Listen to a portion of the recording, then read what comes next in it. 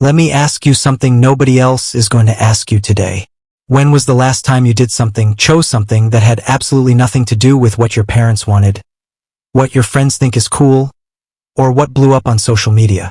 If you're pausing right now, that pause is the whole problem. Stay with me. Here's the truth nobody wants to say out loud. Most people are living someone else's life. Not because they're weak, not because they're stupid, but because the world never stops talking. Your parents had a plan for you. Your friends defined what's cool.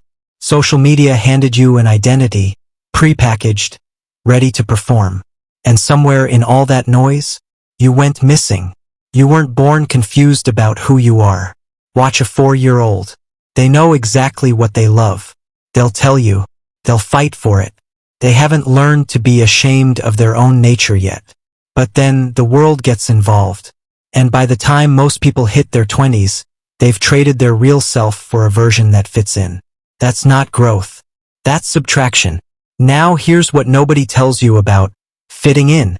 It's a dead-end strategy. Yes, we're wired to belong. That pull is biological.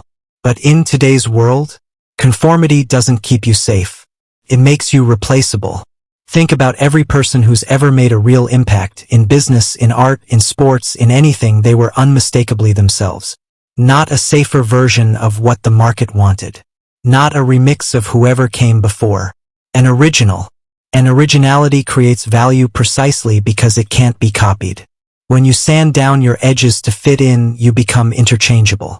When you push your uniqueness all the way, unapologetically, you become irreplaceable. One path puts you in competition with everyone. The other path puts you in a category of one. The question is, which path are you actually on right now? Here's something the self-help world gets completely wrong. Comfort is not your friend. A life with zero resistance. No one doubting you, no opposition, nothing pushing back. That's not paradise.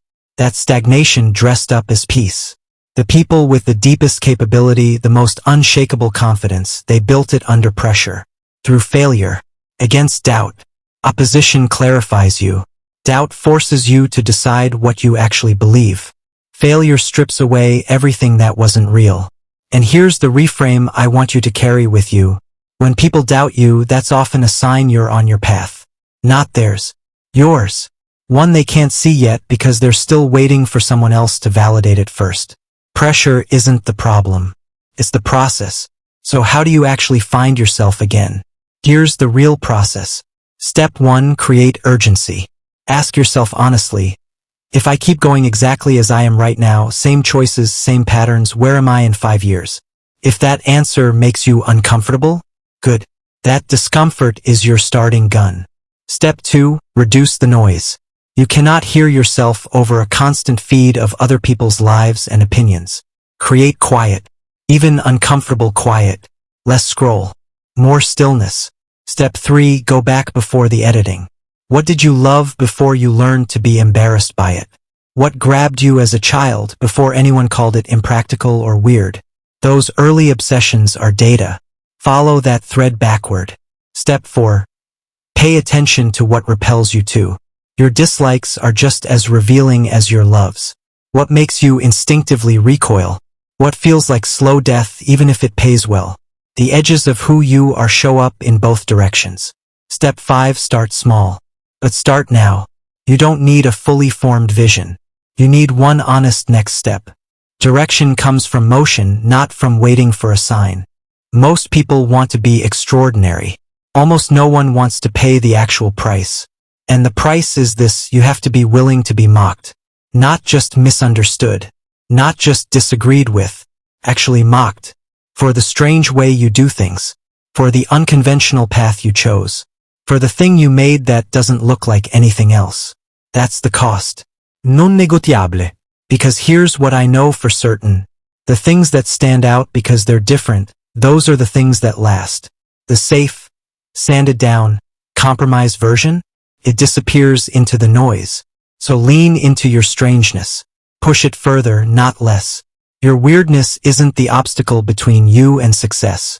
Here's what I want you to walk away with today. The world doesn't need another person who's really good at fitting in. It needs you specific, particular, fully expressed. Not the version your parents approved of. Not the version that performs well on social media. The real one. So here's your move right now. Drop in the comments. What's one thing about yourself you've been dimming to fit in? Write it down. Own it. That's where everything starts. If this hit you, share it with someone who needs to hear it. And I'll see you in the next one.